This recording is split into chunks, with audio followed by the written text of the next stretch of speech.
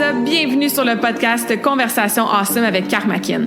Mon nom est Claudia et ma mission avec ce podcast est de t'amener dans un monde d'inspiration, de découverte et d'apprentissage. À travers des épisodes solo ou avec invités, en français and in English, attends-toi à une panoplie de sujets et d'histoires variées en lien avec la santé, les habitudes de vie, le développement personnel et spirituel et tout ce qui peut t'aider à vivre une vie awesome, épanouie selon tes termes. I am honored and so grateful that you're here.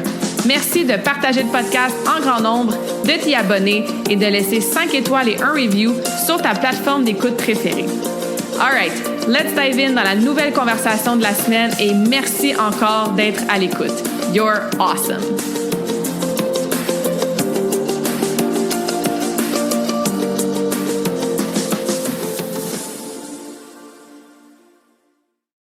Bonjour tout le monde, bienvenue dans la nouvelle conversation awesome de la semaine en mode solo aujourd'hui. J'espère que vous allez bien, que vous êtes en pleine forme.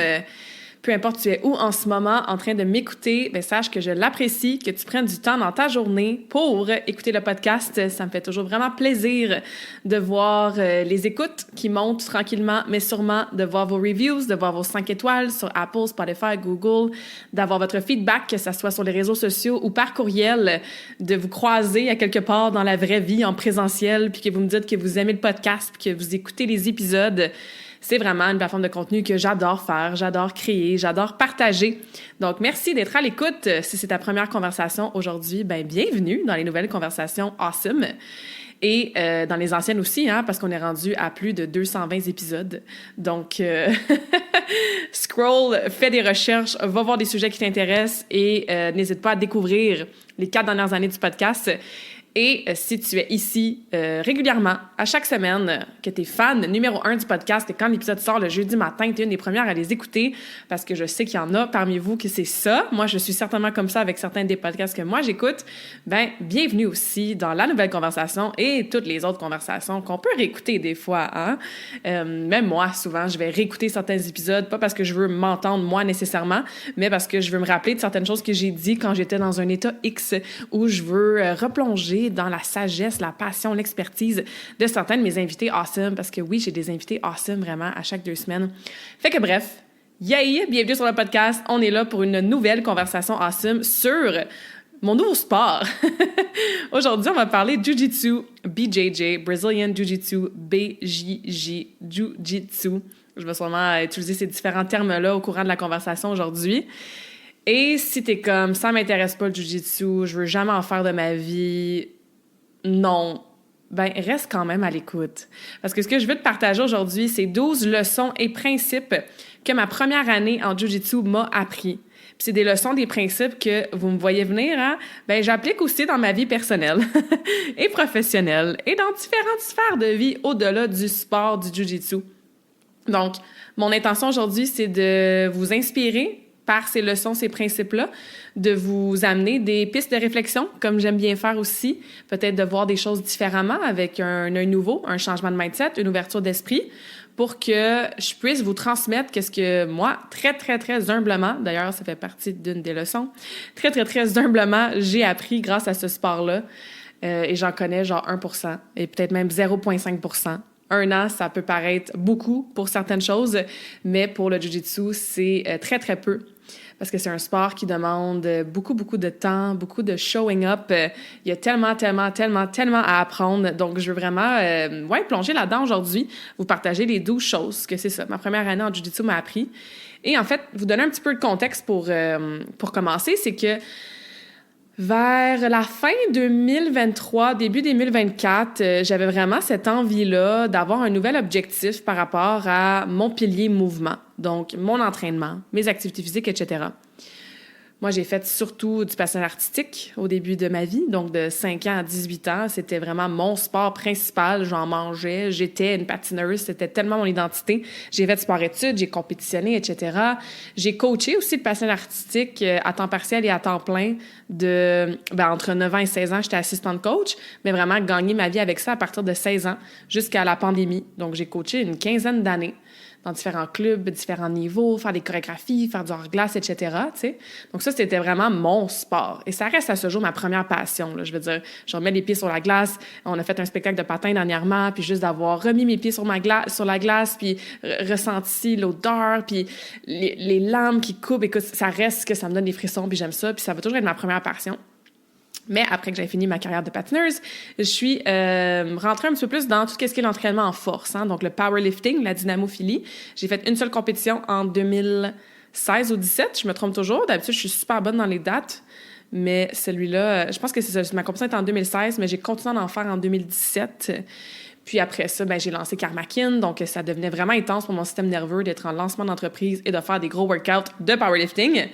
J'ai toujours été une fille de gym aussi, hein. Encore à ce jour, je vais au gym à peu près 4 fois semaine. J'aime ça faire de la musculation, vraiment m'entraîner de façon, entre guillemets, classique en muscu.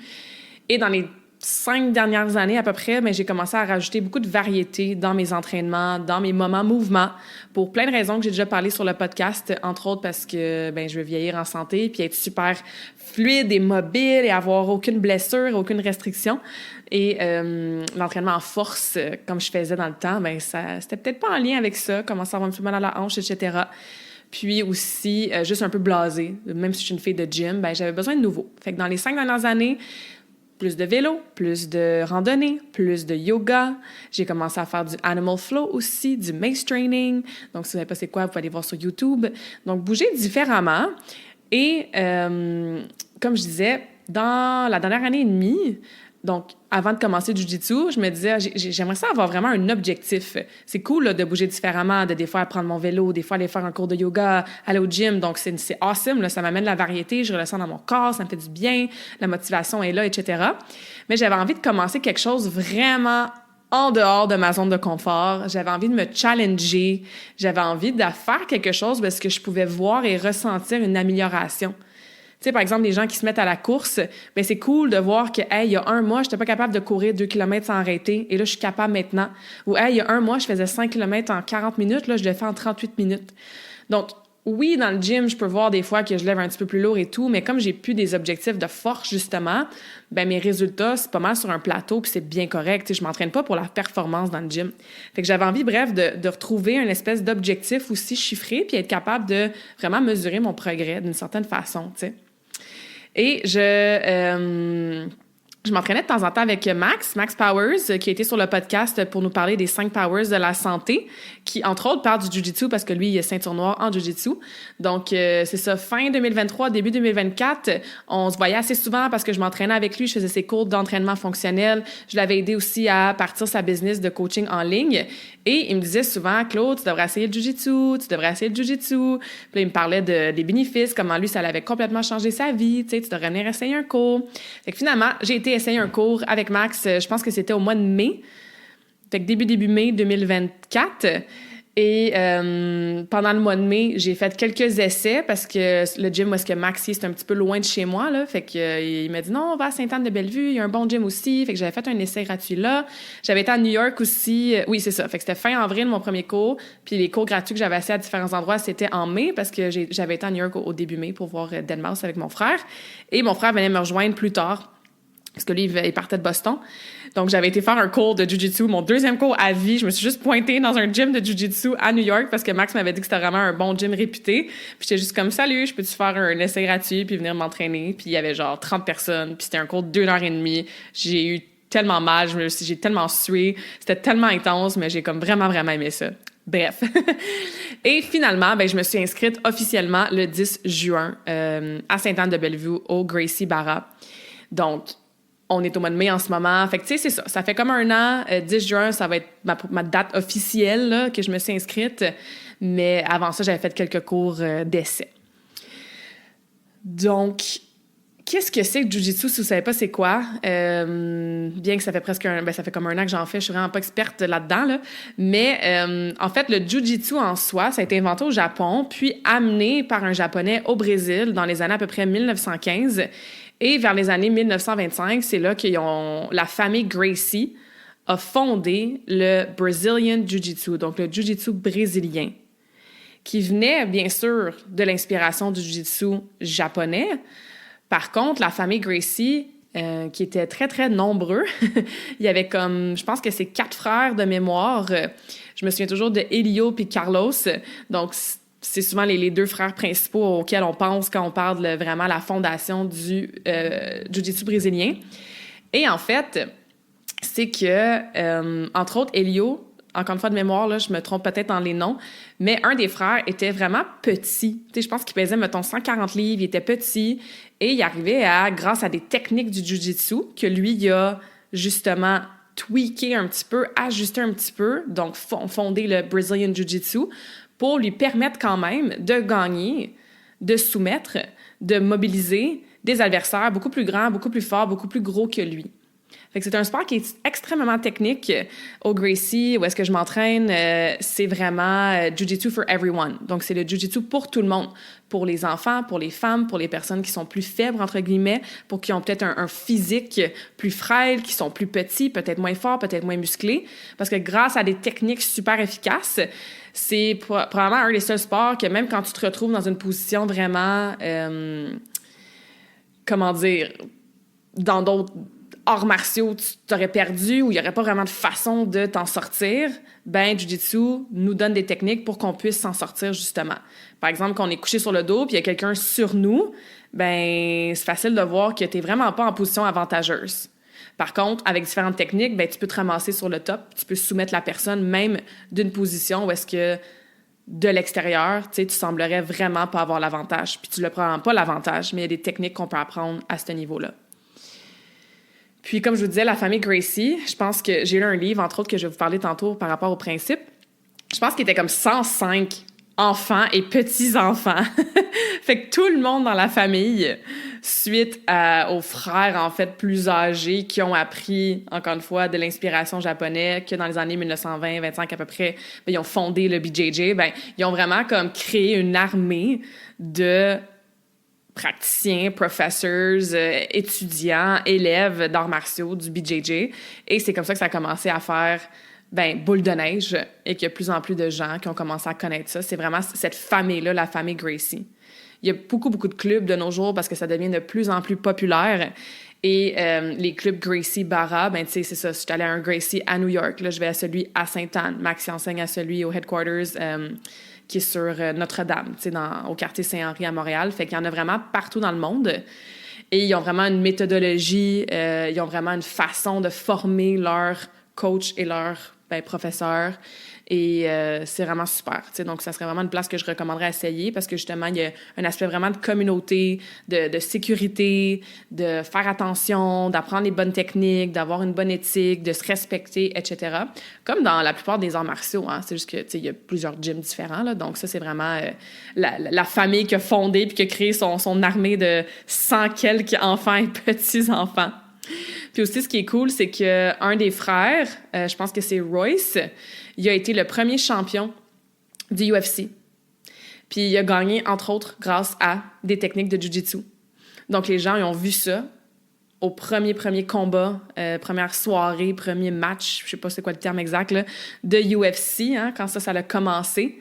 Et c'est ce qui a amené beaucoup le Jiu-Jitsu sur la map, que là, les gens ont fait comme « Ah, c'est quoi cette technique-là? C'est quoi cet art martial-là? » Donc, encore une fois, je vous vulgarise ça très rapidement, là, mais c'est sûr qu'il y a des livres, des gens, des ceintures noires ou plus avancés que moi qui sont capables probablement de vous expliquer l'historique du Jiu-Jitsu de façon plus poussée.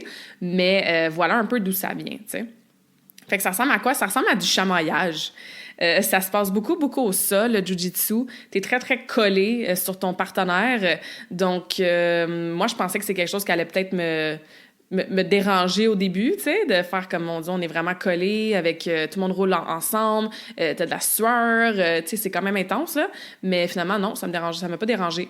Donc, il y en a qui comparent ça à du judo, de la lutte, tu sais, de l'extérieur, quelqu'un qui connaît pas grand-chose ou rien aux arts martiaux, je peux comprendre pourquoi on peut associer ça puis avoir une ressemblance, mais c'est différent à différents niveaux. Donc, il n'y a pas de coups, il n'y a pas de coups de poing, il n'y a pas de coups de pied, il n'y a pas de kata comme en karaté, par exemple, mais comme je disais, ça se passe vraiment beaucoup au sol avec des prises, des soumissions puis différentes techniques pour te ramasser dans une position avantageuse qui serait, par exemple, sur le côté, sur le top et même des fois en bas, comme je disais tantôt, parce que tu as la personne dans ta garde. Bref. Fait que voilà. Mais bon, ce que je voulais surtout vous jaser aujourd'hui, c'est les 12 choses que, c'est ça, ma première année en jiu-jitsu m'a appris. Un, c'est que t'es jamais trop vieille pour sortir de ta zone de confort. Je veux dire, moi, je vois des cours des jeunes enfants avant notre cours à nous, hein, pour les adultes puis les ados. Puis il y en a qui sont tout petits, là, ils ont comme 3, 4 ans, 5 ans, et ils font du jiu-jitsu, ils sont là avec leur gi puis leur ceinture, puis ils apprennent les techniques, tu sais. Fait que ça peut parfois être intimidant de commencer quelque chose de complètement nouveau quand on a 30, 40, 50, 60, 70 ans, tu sais. Surtout quand c'est un sport qu'on fait comme, mon Dieu, j'aurais vraiment préféré faire ça plus jeune, tu sais. Parce que ils ont beau avoir 6, 7, 8 ans, ben c'est sûr qu'ils me plieraient en 4 parce qu'ils ont vraiment une bonne technique, tu sais, puis ils ont appris vraiment jeune. Le patin, c'est la même chose, tu sais. C'est un sport qui est pas évident à apprendre plus tard.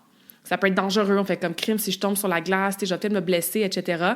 Et c'est vrai, il faut faire attention de ne pas se blesser quand on fait des choses comme ça hors de sa zone de confort. Mais on n'est jamais trop vieux, trop vieille, en fait. Puis j'ai 34 ans, là, je me considère... Jamais tu vas entendre de mes mots, de ma bouche, « je m'en viens vieille », c'est vraiment, vraiment pas dans mon vocabulaire. Et 34 ans, commencer un nouveau sport comme ça en martial, ben ouais, t'es peut-être un petit peu late to the party, mais non en même temps aussi, parce que l'important, c'est de commencer, c'est de sortir de ta zone de confort, c'est d'essayer quelque chose de nouveau. Donc, si ça fait un petit bout que tu fais comme « j'aimerais ça me mettre à la course, mais je suis trop vieille pour courir mon premier 5 km. J'aimerais ça faire du Zumba, mais comme je suis vraiment pas coordonnée, puis genre, je vais avoir l'air de quoi à côté des petites de 20 ans qui dansent full bien. J'aimerais ça faire des arts martiaux, mais comme tous les jeunes, c'est des ados de 16 à 18 ans, puis je vais avoir l'air de quoi, moi, à 50 ans, tu sais. C'est une croyance limitante qu'on a souvent. Donc, peu importe votre âge, c'est vraiment awesome de sortir de sa zone de confort grâce à un nouveau sport, grâce à un nouveau défi.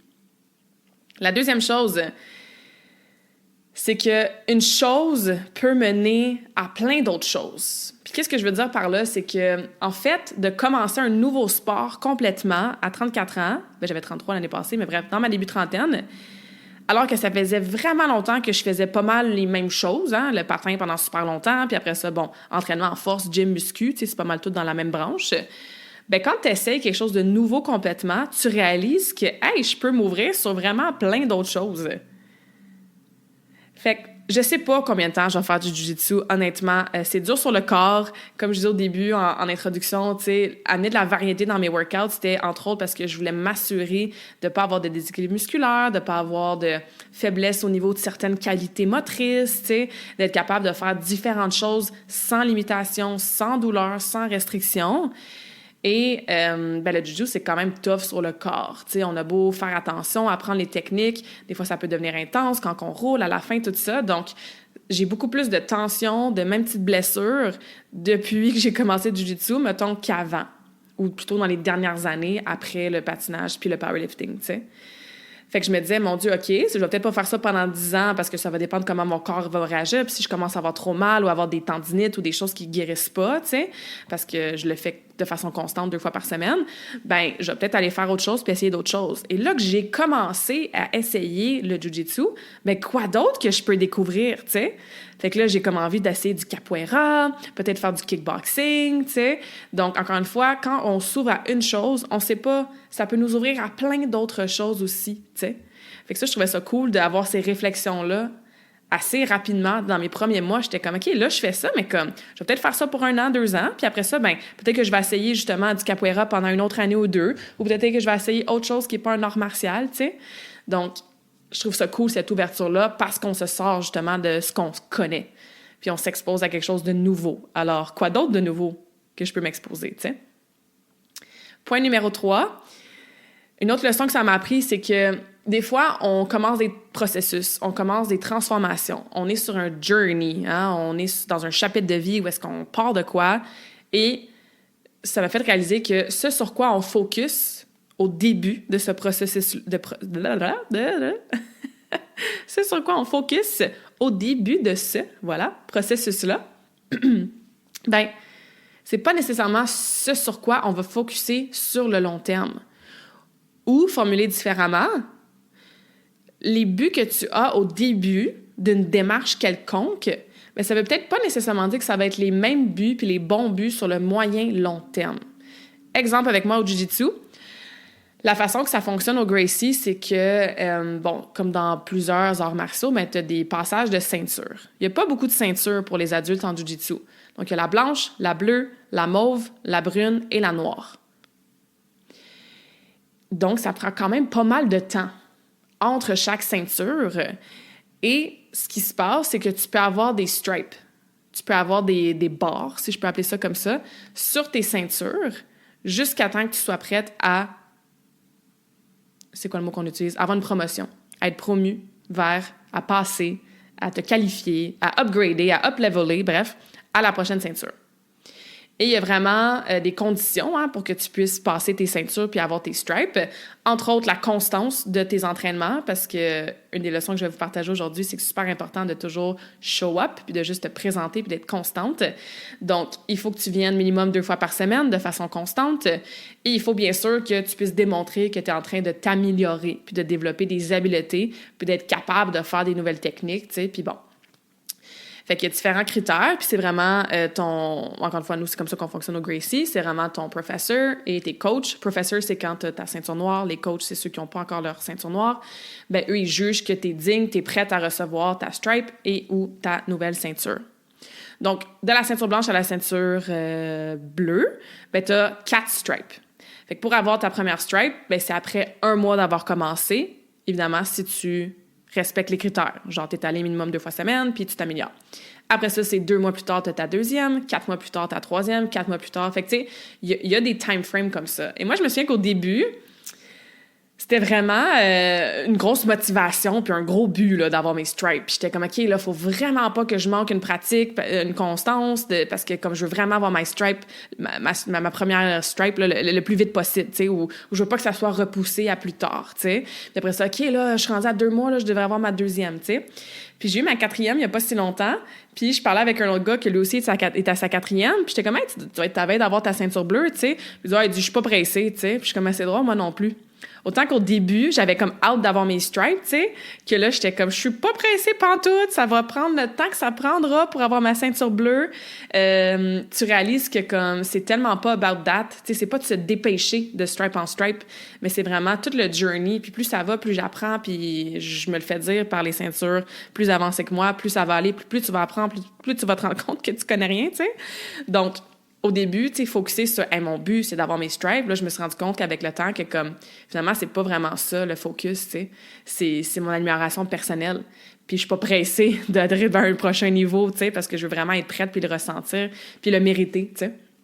Fait que si tu t'es fixé des buts dans une démarche personnelle que tu as en ce moment, que ce soit par rapport à tes habiletés physiques, ton entraînement, une perte de gras, même au niveau de ta carrière, c'est une entreprise, tu sais, pose-toi la question, est-ce que ces buts-là, c'est encore le bon focus qu'il faut que j'aille? Est-ce qu'il y a d'autres choses sur lesquelles je peux mettre mon attention, tu sais? Est-ce que sur le moyen long terme, ben c'est encore ça ou pas nécessairement? Donc ça, je trouvais ça intéressant de me voir changer un peu ma relation avec « j'ai hâte d'avoir mes stripes », tu sais. Au début, c'était super présent et là, vraiment moins. Donc, voilà. Numéro 4, il y a une chose que je comprenais pas tant au début, c'est que, encore une fois, nous, c'est comme ça qu'on fonctionne. Les higher belts, donc les gens qui ont des ceintures plus avancées, vont être mixés avec les débutants et ou les gens qui ont une ceinture moins avancée. Puis je me souviens, mon premier cours avec Max, j'étais jumelée avec quelqu'un qui avait une ceinture brune, je pense. C'est comme vraiment, vraiment bon, là, avancé. Puis au début, je comprenais pas parce que je me disais, my God, genre, j'ai aucune chance. C'est sûr que je vais me faire détruire. Puis même que je m'étais dit, pauvre lui, comme il va s'emmerder, tu sais, parce que je sais pas qu'est-ce que je fais. Puis visiblement, genre, il faut tout qu'il m'explique, puis blablabla, tu sais. Et avec le temps, maintenant, si tu me dis, Claudia, veux-tu rouler avec une ceinture noire, avec une ceinture blanche, je vais à 1000% dire je vais rouler avec la ceinture noire. Pour plusieurs raisons. Premièrement, j'apprends beaucoup plus à rouler. Quand on dit rouler, c'est justement l'espèce de chamaillage que j'expliquais, là. Fait qu'on fait des rounds, mettons, de 3 minutes, parce qu'on va pratiquer différentes choses, puis on va rouler. Tu sais, we're gonna roll ensemble pendant les 3 à 5 minutes. Moi, dans les cours que moi je fais, c'est des 3 minutes. Bref. Fait que... comme je disais, premièrement, j'apprends beaucoup, beaucoup plus de rouler avec quelqu'un qui est tellement meilleur que moi, parce que même si je gagne jamais, c'est pas le but de toute façon gagner. Puis de toute façon, on fait du specific training, fait qu'on va pratiquer différentes techniques, etc. Tu sais, on n'est pas en train de compter des points, là, comme en compétition, mettons. Ben, ce que je me fais faire, pendant que je me le fais faire, ben j'apprends. T'sais, si je suis dans une position, puis là, je vois et je ressens que la personne me fait telle technique ou shift de position de telle façon, je suis comme, moi, j'aurais jamais pensé pouvoir faire ça, puis me sortir de cette position-là. Fait que quand je vais être à sa place, puis ça va être à mon tour d'essayer de me sortir d'une position, ben au moins, je vais avoir une piste d'action, puis je vais pouvoir essayer de le faire, tu sais. L'autre chose aussi, c'est que j'avais vu un reel sur Instagram aussi au début. C'était quelqu'un qui demandait à différentes personnes qui font du jiu-jitsu, c'est quoi la ceinture qui est la plus dangereuse sur le mat? Puis la ceinture blanche, la personne disait, ben c'est la ceinture noire. La personne qui a la ceinture noire qui est la plus dangereuse. Et toutes les autres ceintures, bleues, mauve, brune, noire, ont répondu que la personne la plus dangereuse sur le mat, mais c'est la ceinture blanche. Et là, je comprends tellement parce que nous, on n'a pas la technique encore. On apprend, on est débutant. Et bien sûr, on essaie d'utiliser qu'est-ce qu'on a. Fait que, par exemple, moi, je suis forte. C'est sûr qu'il y a des fois que j'essaie vraiment d'utiliser ma force, alors que je perds d'énergie. Et même que si je fais une technique pas de la bonne façon ou que j'invente quelque chose par ma force, ben ça peut blesser l'autre personne. T'sais. C'est sûr que mon intention, c'est pas ça, mais je les connais pas encore, les techniques. T'sais. Là, c'est mieux, là, ça fait presque 1 an que je le fais, mais il y a encore beaucoup de moments que je sais pas quoi faire. T'sais. Je l'ai pas appris encore, ou je l'ai appris dans ma tête, mais c'est pas intégré dans mon corps. T'sais. Et moi, dans le fond, d'avoir roulé avec certaines ceintures blanches et, mettons, des ados, justement, là, 16, 18, 19 ans, testostérone dans le tapis, qui utilisent leur force, tout ça, ben ils forcent peut-être pas de la bonne façon. Puis c'est là, souvent, que, oups, j'ai mal au cou, je me suis fait de quoi à l'épaule, tu sais. Alors que les ceintures plus avancées, ben sont habituées. Donc oui, ils vont te faire travailler fort. Oui, tu risques de pas vraiment gagner ou avoir une position avantageuse très, très souvent, voire jamais. Par contre, c'est beaucoup plus sécuritaire parce qu'ils savent quoi faire, comment faire, puis s'ils vont faire une soumission, ben ils vont y aller tranquillement pour te donner le temps de taper, tu sais. Fait que bref, apprenons des meilleurs que nous. Il y a un quote en anglais qui dit « If you're the smartest person in the room, you're in the wrong room ». C'était la personne la plus intelligente dans une pièce, mais t'es dans la mauvaise pièce. Donc, entourons-nous de gens qui ont plus d'expertise que nous, qui ont plus de pratique que nous, qui ont plus de sagesse que nous, parce que c'est vraiment avec eux et grâce à eux qu'on va apprendre. En tout cas, moi, je le ressens puis je le vois beaucoup, beaucoup sur le mat. Numéro 5, je l'ai mentionné brièvement tantôt, « Just keep showing up ». Je pense que c'est quelque chose qu'on va se dire à toutes les classes. « Ah, c'est pas évident, c'était pas facile, tu sais. » Mais comme « Just keep showing up ». Puis tu continues, puis tu show up. Puis à un moment donné, il y a un petit quelque chose qui va avoir un déclic.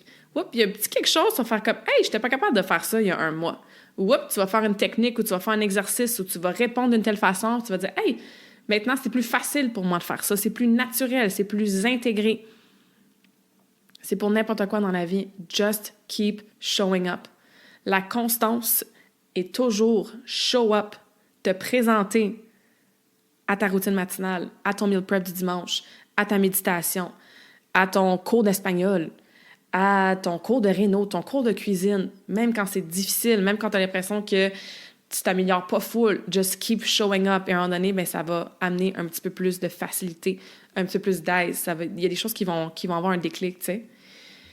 Puis, il y a peut-être une classe sur... Avant, je disais 10. Je suis peut-être rendue à 8, là. Il y a peut-être une classe sur 8 maintenant que je suis comme « Ah! Je pense que j'étais pas pire aujourd'hui. » Puis je pense que j'ai compris une chose ou deux. Puis comme... Tu sais, j'ai réussi à avoir des positions avantageuses, tout ça. Puis le reste du temps, je suis comme « Oh my God! » Genre, est-ce que c'était dur? Puis mon Dieu que j'en ai à apprendre. Mais je dis ça avec un sourire. Encore là, quand je vous le dis à travers le micro, c'est avec un sourire parce que je suis comme « Just keep showing up. » Ouais, c'était dur. Ouais, t'as vraiment pas gagné ta round. Ouais, t'es en sueur. Ouais, t'as mal au cou. Ouais, tu t'es fait écraser par quelqu'un de 12 ans qui a 12 ans, ou tu sais. C'est pas grave. Just keep showing up. Il y a pas de presse à s'améliorer. Et c'est de faire confiance que cette accumulation-là, de tous les moments que tu show up pour toi, pour tes objectifs, bien, ça n'a pas le choix de s'accumuler, ça n'a pas le choix d'amener des bénéfices puis de t'aider à atteindre tes objectifs. Numéro 6, le pouvoir du moment présent. Ça, c'est drôle parce que j'ai fait un épisode de podcast là-dessus au complet il y a quelques années, en 2022. Puis il me semble que je me souviens, je l'avais enregistré, puis il me semble que j'étais en Suisse. En tout cas, automne 2022, me semble. Mais bref, c'est quelque chose que je parle assez régulièrement, tu sais, de vivre dans le moment présent, puis tu sais, d'arrêter de dire « Ah, le temps va vite. » Ben oui, le temps va vite, sauf si tu vis dans le moment présent. Puis « Ah, les inquiétudes, l'anxiété, le stress, ramène-toi au moment présent. » Tu sais, c'est un concept, bon, on s'entend, là. On l'entend souvent, justement. On s'entend, on l'entend souvent. C'est pas facile, de vivre dans le moment présent. Faut se ramener beaucoup. Puis, pourquoi je l'ai mis dans les leçons du jiu-jitsu? Parce que, je parlais de ça avec Marcelo, mon professeur, c'est le seul sport que j'ai fait et que je fais de façon constante qui vraiment, là, pendant l'heure que je suis là, je suis tellement dans le moment présent que je ne pense à absolument rien d'autre que ce qui se passe sur le mat. Quand je fais du yoga, quand je vais au gym, quand je patine, quand je vais faire du vélo, de la randonnée, oui, je suis dans le moment présent. Oui, ça me fait un break mental. Oui, ça m'aide à me changer les idées, à penser à autre chose. Par contre, je pense à autre chose. Tu sais, dans mes breaks au gym, je vais penser à qu'est-ce que je vais manger, mais que j'arrive chez nous. Quand je fais du vélo puis je mets de la musique, ben je pense à, je sais pas moi, de la conférence que je vais faire, tu sais. Fait que je pense à autre chose. Le jiu-jitsu, je vous le dis, là, j'ai jamais vécu ça de façon constante comme ça. Je veux dire, c'est comme si ma vie arrête complètement. Puis là, quand on finit à la fin, puis là, c'est ça, on est en sueur, on a travaillé fort, tout ça, on s'applaudit, good job, good training. Puis ça me prend toujours quelques secondes en faire de faire comme, OK, qui suis-je, c'est quoi ma vie, il est quelle heure, on est quelle journée, puis je m'en vais faire quoi après. Je vous le dis, là, c'est vraiment intense. Puis j'adore ça parce que c'est vraiment une méditation en mouvement vraiment puissante. Et il y a l'aspect de survie qui vient jouer là-dedans. Parce que tu as littéralement ta vie en danger, là. Tu sais, j'exagère un peu mes mots, là, mais je veux dire, tu veux pas te faire mal, tu sais, puis tu veux être sharp, puis tu veux écouter le professeur quand il te dit tes cues, parce qu'après ça, tu vas te pratiquer, puis tu veux pas te ramasser avec quelqu'un qui te choke, là, tu sais. Fait que je pense que c'est, entre autres, je suis convaincue que c'est vraiment ça, entre autres, qui aide à être autant concentré, focusé au moment présent, puis à penser à rien d'autre. Fait que ça, j'adore ça de ce sport-là. Ça m'est aussi arrivé quand j'avais fait du rock climbing en Thaïlande, donc de l'escalade de roches, là, vraiment sur une montagne. Puis quand j'ai fait du surf. J'ai pas fait du surf très, très souvent dans ma vie, mais ça aussi, c'est deux sports où est-ce qu'il y a beaucoup d'adrénaline, mais je trouve que c'est super méditatif aussi parce que c'est un peu aussi ta vie un peu qui est en danger. Si tu tombes en bas de la roche ou si tu te fais ramasser par une vague, faut que tu sois vraiment focusé, tu sais. Fait que ça m'avait fait ça dans ces sports-là, mais comme c'est pas des sports que j'ai fait très souvent, j'avais comme pas vraiment réalisé tant que ça. Mais là que ça fait 1 an que j'en fais, puis à chaque classe, c'est exactement la même chose, tu sais, je pense à rien d'autre. Ben quelle belle leçon, quelle belle chose que je m'offre aussi d'être autant dans le moment présent. Numéro 7, l'humilité. Donc ça aussi, j'en ai parlé brièvement déjà. Puis Max en avait parlé dans la conversation ensemble sur le podcast que lui était comme, tu sais, je pèse plus que 200 livres, full en shape, super musclé, genre vraiment, vraiment fort, joueur de foot. Il arrive au jiu-jitsu, puis il se fait genre plier en 4 par quelqu'un d'autre qui est beaucoup plus petit et que physiquement a l'air beaucoup moins fort, que lui, tu sais. Puis mon Dieu, quelle leçon d'humilité. Donc, encore une fois, parce que c'est un sport extrêmement technique, mais ça veut pas dire que tu es plus grand, plus forte que l'autre, que tu vas gagner vraiment, vraiment, vraiment pas. Donc, tu te fais ramasser, tu te fais plier en 4, faut que tu tapes des fois parce que tu te fais soumettre, tu sais. Donc, c'est vraiment, vraiment cette question-là d'humilité, de rester humble dans, encore une fois, n'importe quoi dans la vie, tu sais. Fait que ouais, be humble. C'est ce que j'ai à dire pour le point 7. Les 4 prochains points, c'est vraiment des principes que j'apprends dans le jiu-jitsu et aussi qui ont été inspirés d'un livre que j'ai lu récemment, qui est Les 32 principes du jiu-jitsu par un des Gracie, donc un des nombreux frères, Renner, R-E-N-E-R ou R-A-N-E-R. En tout cas, un excellent livre, hein? Même si vous n'allez jamais faire de jiu-jitsu de votre vie, c'est super intéressant, puis c'est justement une des missions là, de Renner de vraiment... parler du jiu-jitsu, puis faire en sorte que tout le monde essaie au moins une classe dans sa vie, mais c'est comme qu'il dit dans son livre, même si tu vas jamais aller sur les maths, jamais dans ta vie, sur le matelas de jiu-jitsu, ben tu peux quand même bénéficier des principes du jiu-jitsu. Fait que je voulais en partager 4 avec vous aujourd'hui, qui font partie des 4 que on peut appliquer bien sûr dans le sport, hein, mais aussi dans la vie de tous les jours. Fait que le premier, ben le 8e point, le premier principe, c'est vraiment le principe du détachement. Ça, c'est quelque chose que j'essaie vraiment d'incarner dans ma vie, surtout depuis 2022, d'être détaché de tout. Puis attention, hein, être détaché, ça veut pas dire que tu t'en sacs. You still care. Mais t'es untethered. Mon livre préféré, c'est The Untethered Soul et Living Untethered, mes 2 livres préférés de Michael Singer. Donc, L'âme délivrée. Living Untethered, je pense pas qu'il est traduit encore, mais en tout cas, j'adore ces livres-là parce que, entre autres, ça parle beaucoup de ça. On a des moments extraordinaires dans la vie, on a des moments extraordinairement, ça se dit, ouais. Très, très difficile, on va dire ça comme ça dans la vie. Et everything in between. Donc, d'apprendre à être détaché, de se détacher d'une conclusion, comment je pourrais dire ça, je cherche un mot, là, d'un dénouement, c'est pas le mot que je cherche, ça va me revenir, de se détacher de comment on pense que ça devrait aller, de qu'est-ce qui devrait se passer selon nous, tu sais. De se détacher de plein de choses, de lâcher prise. Encore une fois, ça veut pas dire que tu t'en sacs, ça veut pas dire que tu te fous de tout, ça veut pas dire qu'il y a plus rien qui te dérange, tu sais, puis que t'as plus de compassion, t'as plus d'empathie, tu sais, pas du tout. C'est que t'es dans ton énergie complète à toi, puis que t'as pas justement des hooks, des ancrages, de l'énergie qui est intertwined avec le reste, parce que t'es tellement attaché à un outcome. T'es attaché à une identité. T'es attaché à une situation.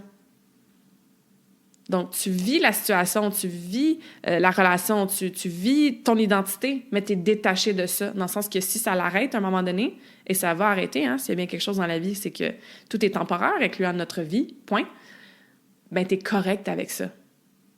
Parce que souvent, hein, de garder le grip, là, de continuer à hold on, de vraiment garder l'espèce de poignée forte, genre tu t'attaches à quelque chose, tu t'accroches à quelque chose, ben de garder ça, puis d'essayer de résister, puis de pas lâcher prise, puis de vouloir contrôler, puis d'être attaché à quelque chose, ben très souvent, ça fait plus de mal que de bien.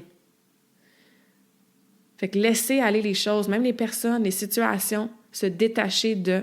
C'est quelque chose que moi, encore une fois, depuis 2022, dans les 3 dernières années, j'essaie vraiment d'incarner, puis ça fait en sorte qu'effectivement, il n'y a pas grand-chose qui me dérange. Quelque chose qui s'annule dans la minute, ben c'est pas grave. It is what it is. T'sais. Tu vis quand même tes émotions, hein? Je répète, tu as le droit d'être fâché, d'être contente, absolument, fois 1000. On est des humains, on est là pour vivre une expérience humaine avec toute sa panoplie d'émotions, mais tu restes pas attaché à ces émotions-là. Donc, en Jiu-Jitsu, c'est un petit peu la même chose. Si, par exemple, moi, j'arrive puis je m'attache avec ma main au collet de la personne, sur son gi, parce que, d'ailleurs, c'est un petit détail que j'ai oublié de dire, là. Tu peux faire du jiu-jitsu avec un gi. Le gi, c'est comme l'équivalent, mettons, d'un kimono. Fait que c'est vraiment le comment on appelle ça? Le suit, là. Je m'en avais dit le costume. C'est pas un costume, là, mais les pantalons, puis le genre de veston avec la ceinture, là, c'est un gi. Mais il y a du no-gi aussi, parce que tu t'entraînes sans... cet accessoire-là, cet équipement-là, ce linge-là, tu sais. Bref. Fait que mettons que moi, je suis attachée au fait que je veux faire la technique X. Encore une fois, exemple, je prends le collier de quelqu'un et je veux le choker en faisant un cross-collar choke. Puis là, j'essaye, puis là, je hold on, hein, puis je suis attachée au fait que c'est comme ça que je veux l'achever. Puis ça marche pas, bien, premièrement, je suis en train de perdre beaucoup d'énergie. Peut-être que je commence à avoir mal aux doigts. Peut-être que je pourrais faire autre chose, je pourrais lâcher prise, puis faire autre chose à la place qui serait plus efficace, puis qui m'amènerait à mon objectif, tu sais. Fait que des fois, de se détacher, ça nous amène plus de possibilités, plus d'opportunités, plus de solutions, plus de paix, plus de calme, plus de bien-être. Donc, voilà. Le deuxième principe que je voulais jaser, donc le point 9, c'est le principe d'acceptation, acceptance principle. Ça aussi, ça va un peu ensemble, j'ai envie de dire. Hein? Quand on est détaché, qu'on vit untethered, donc pas attaché, qu'on vit de façon délivrée, on arrive à accepter tout ce qui est. Accepter, ça veut pas dire que tu dis jamais non puis tu te fais piler sur la tête. Pas du tout. On n'est pas dans cette énergie-là. On n'est pas dans de la tolérance non plus. Genre, je tolère que mon mari, il fasse X, Y, Z. Mais tu sais, tolérer quelqu'un versus accepter quelqu'un, on l'entend, hein, que c'est pas dans la même vibration. Fait que parfois, mieux vaut accepter une situation, accepter un dénouement. C'est un dénouement que je cherchais, je pense, tantôt comme mot. Ou peut-être pas. En tout cas, accepter ça que de résister, de dire non, moi, je l'accepte pas, je veux que ça soit fait d'une telle façon, je veux changer les choses, je veux nanana. Ben de l'accepter, hein, radical acceptance, cette acceptation-là radicale, ben ça aussi, un peu comme le détachement, ça amène énormément de paix, énormément de lâcher prise, énormément d'aise, de flow, d'espace. Donc, est-ce qu'il y a des choses en ce moment dans ta vie que tu as de la difficulté à accepter? C'est correct d'avoir de la difficulté à accepter des choses. On passe encore une fois à travers les émotions qu'on a besoin de passer à travers pour arriver à l'acceptation. Le deuil, c'est probablement le plus bel exemple de ça.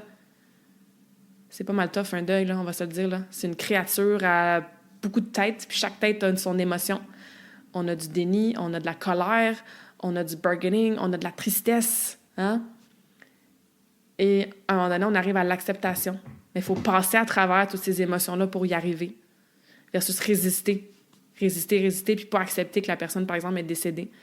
Ça nous crée énormément de mal sur le long terme.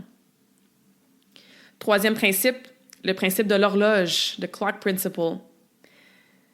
Un bon move au mauvais timing, c'est quand même un mauvais move. Donc ça aussi, c'est quelque chose que j'aime bien rappeler, divine timing, le timing divin. Des fois, nous, avec notre mental, notre esprit, notre ego, on veut que quelque chose arrive à un moment précis. Hein? On veut tomber enceinte avant telle date. On veut avoir vendu la maison avant telle date. On veut avoir fini nos études en telle année. On veut faire 100 000 $ dans notre business d'ici tel an. Mais what if que, avec le clock principle, le principe de l'horloge, il y a un autre timing, en fait, qui fait en sorte que c'est peut-être pas le bon timing pour toi. Encore une fois, le bon move au mauvais moment, c'est un mauvais move. En Jiu-Jitsu, c'est la même chose. Peut-être que de faire un choke en triangle, c'est le bon move, là. Si tu le fais comme il faut, le gars, il va te taper, là, tu vas le choker. Mais si tu le times pas comme du monde, ça se peut que tu perdes ta position avantageuse, tu sais. Ça m'est arrivé très souvent. T'as essayé de shoot pour un triangle, puis oh mon Dieu Seigneur, mon timing était pas bon, puis ma technique est vraiment loin d'être parfaite aussi pour ça. Puis là, je me suis ramassée avec, oups, j'ai perdu ma position avantageuse, tu sais. Donc, c'était peut-être un bon move, mais comme c'était pas le bon timing, c'était pas le bon move à ce moment-là, tu sais. Fait qu'est-ce qu'il y a quelque chose dans ta vie en ce moment que pour toi, tu penses que c'est le bon move, puis ça devrait arriver à ce timing-là, mais c'est peut-être pas tout à fait le bon timing. Peut-être qu'il faut que tu attendes un petit peu, tu sais. Ou au contraire, il y a peut-être quelque chose que tu sais que ça fait longtemps que c'est le bon timing, mais tu as fait le mauvais move. Hein? Ça va dans les deux sens. Principe numéro 4 pour le 11e point aujourd'hui que je voulais vous parler sur 12, on achève, c'est le principe du pivot. Et ça, on a entendu vraiment souvent, là, surtout dans la pandémie, hein, il faut pivoter. Dans mon domaine, surtout, hein, les gyms sont fermés, il faut pivoter, il faut s'en aller coacher en ligne. Il faut donner nos cours en ligne maintenant. We have to pivot. Il faut changer quelque chose, il faut se revirer sur un descend, il faut faire un spin en patin, il faut pivoter. Il faut s'ajuster quand il y a des circonstances qui sont présentées à nous, quand il y a un changement d'environnement, quand il y a une nouvelle qui nous tombe sur la tête, il faut apprendre, c'est une habileté, hein, apprendre à pivoter. Pivoter physiquement, par exemple en Jiu-Jitsu, parce qu'à un moment donné, il faut que tu te tournes, puis il faut que tu suives la personne avec qui tu roules, tu sais, ton partenaire, ton partner, ou genre justement pivoter, j'allais faire ça, oups! Lui, il a décidé de prendre le dessus puis faire telle affaire, alors je dois pivoter puis changer, moi, ma stratégie. Souvent, en Jiu-Jitsu, ils disent que c'est vraiment un gros casse-tête, c'est un gros puzzle. Il faut anticiper des fois. OK, si je fais tel move, puis que là, il poste, il met sa main par terre, je vais pivoter, puis je vais aller chercher sa main pour changer, puis essayer une autre technique. Donc, est-ce qu'il y a des choses dans ta vie en ce moment que tu es appelé à pivoter, à changer, à ajuster, à te réaligner? Dans ta business, dans tes relations,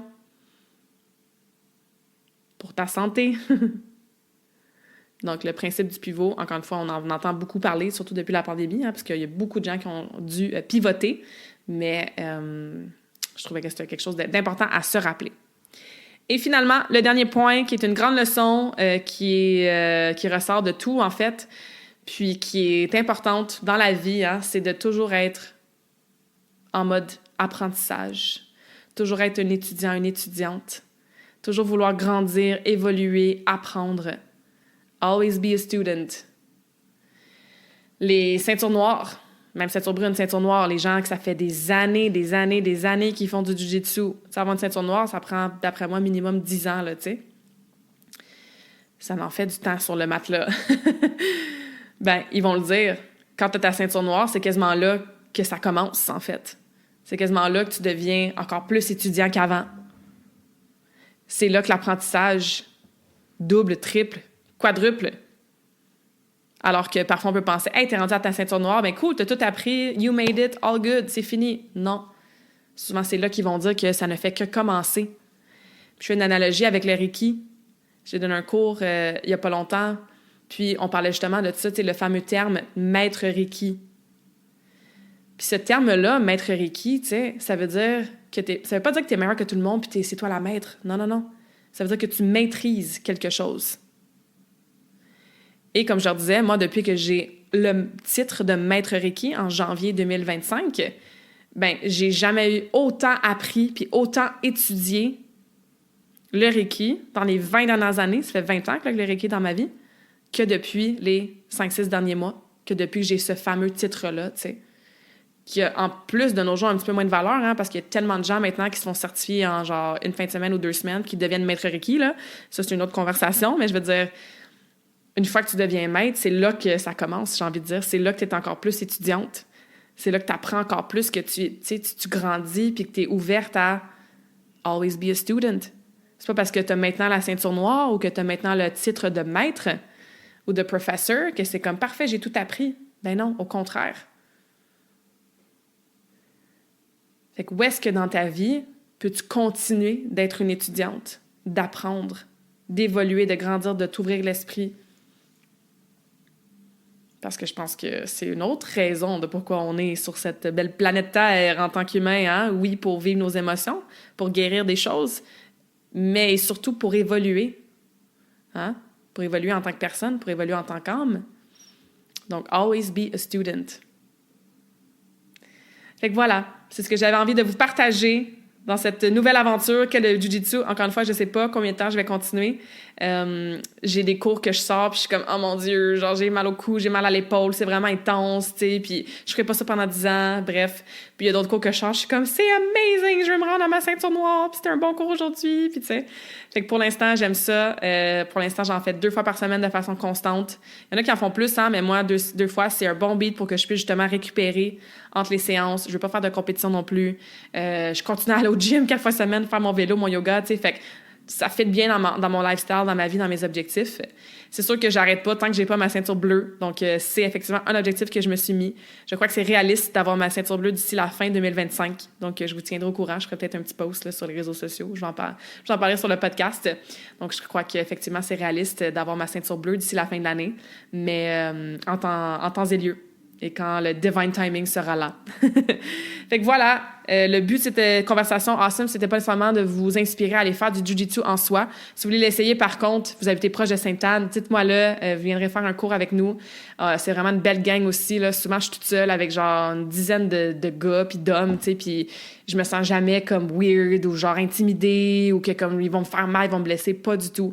C'est une super belle communauté. Donc, n'hésitez pas si vous voulez venir l'essayer avec moi. Soyez pas gênés, ça peut être cool. Puis si vous voulez essayer autre chose complètement, que ce soit en lien avec votre sport, votre activité physique, votre entraînement, ben que ceci soit votre inspiration pour le faire. Hein? Il n'est jamais trop tard pour sortir de sa zone de confort. Une nouvelle chose peut mener à plein de nouvelles choses. Nos objectifs peuvent changer aussi quand on est sur une démarche quelconque. On apprend toujours des meilleurs que nous. Just keep showing up. On vit dans le moment présent, on reste humble, on se détache, on accepte, on trust dans le timing divin de la vie. On pivote aux besoins, puis on continue d'être des éternels étudiants de la vie. Donc voilà, les 12 choses que je voulais vous partager, que ma première année en Jiu-Jitsu m'a apprises. Et je vais finir avec un quote directement inspiré du Jits. « You never lose in Jiu-Jitsu. You either win or you learn. » Et c'est la même chose dans la vie, hein? Échouer. C'est-tu vraiment échouer quand on apprend quelque chose? Moi, je pense que non. Fait que dans la vie, let's go, on y va, on sort de sa zone de confort, on essaie des choses, on a de l'ambition, on sort de notre zone de confort, puis soit qu'on gagne ou soit qu'on apprend. Either way, ben pour moi, c'est une victoire pas mal awesome.